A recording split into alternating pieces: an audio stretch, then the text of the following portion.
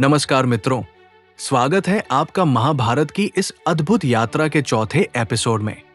पिछले एपिसोड में हमने पांडवों और कौरवों के जन्म और उनके परिवार की कहानी सुनी थी।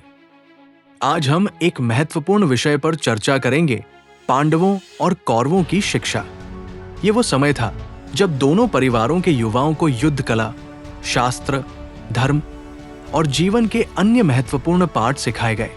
इस शिक्षा का महाभारत के युद्ध और इसके परिणामों में अहम योगदान था, क्योंकि महाभारत का युद्ध केवल शारीरिक संघर्ष नहीं था, बल्कि ये एक गहरे मानसिक और नैतिक द्वंद्व का भी परिणाम था। और इस संघर्ष को आकार देने में उनकी शिक्षा की भूमिका थी।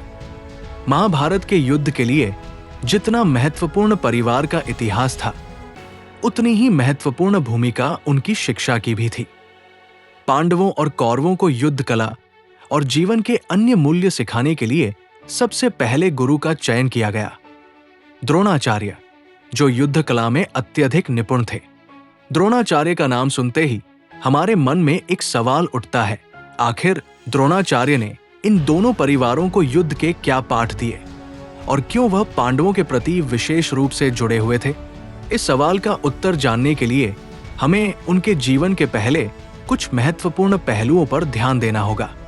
द्रोणाचार्य का संबंध कृष्ण के गुरु ऋषि पाराशर से था और वो स्वयं भी एक महान योद्धा थे। उन्होंने पहले पांडवों और कौरवों के पिता धृतराष्ट्र और उनके परिवार को शिक्षा दी थी, लेकिन बाद में उन्होंने कौरवों और पांडवों दोनों को युद्ध कला सिखाने का कार्य किया।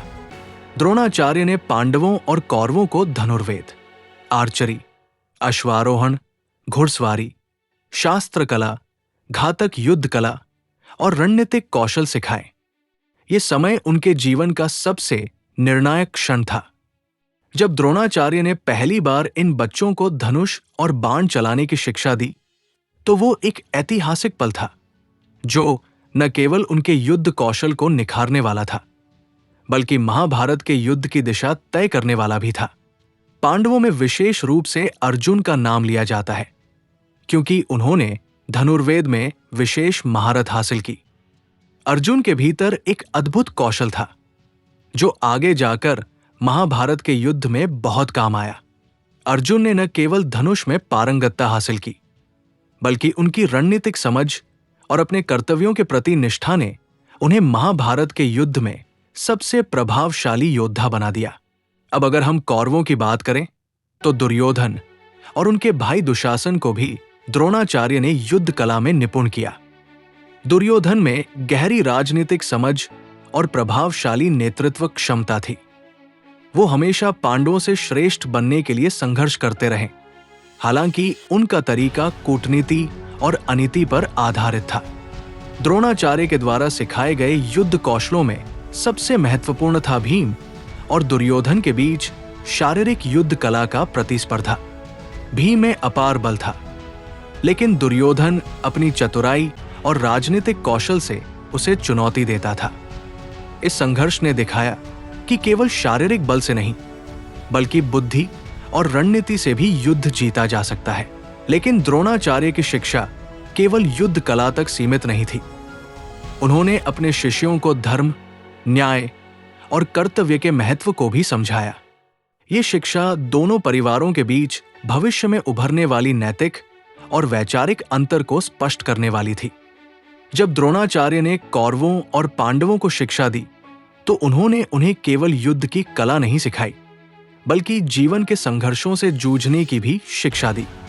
हालांकि दोनों परिवारों को समान शिक्षा दी गई, लेकिन उनके हृदय और मानसिकता में अंतर था। पांडवों का हृदय पवित्र और निष्कलंक था। वे अपने कर्तव्यों में ईमानदार थे, जबकि कौरवों की मानसिकता और दृष्टिकोण पूरी तरह से भिन्न था। ये अंतर महाभारत के युद्ध को गहरे स्तर पर प्रभावित करता है।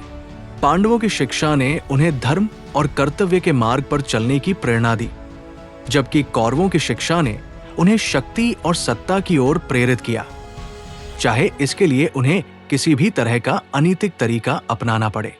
इस प्रकार द्रोणाचार्य ने दोनों परिवारों को एक ही शिक्षा दी, लेकिन उनकी आस्थाओं और विचारों के कारण उसका परिणाम बहुत भिन्न था।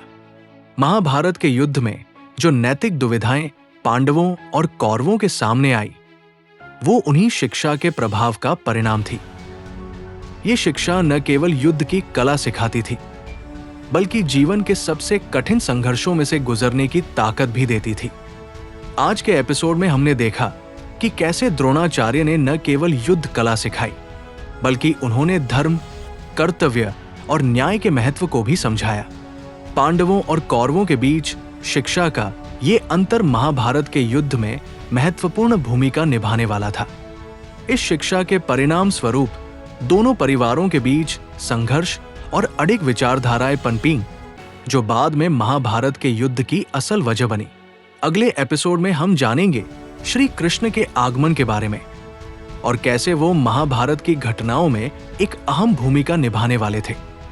तब तक के लिए महाभारत की इस अद्भुत यात्रा में हमारे साथ बने रहें।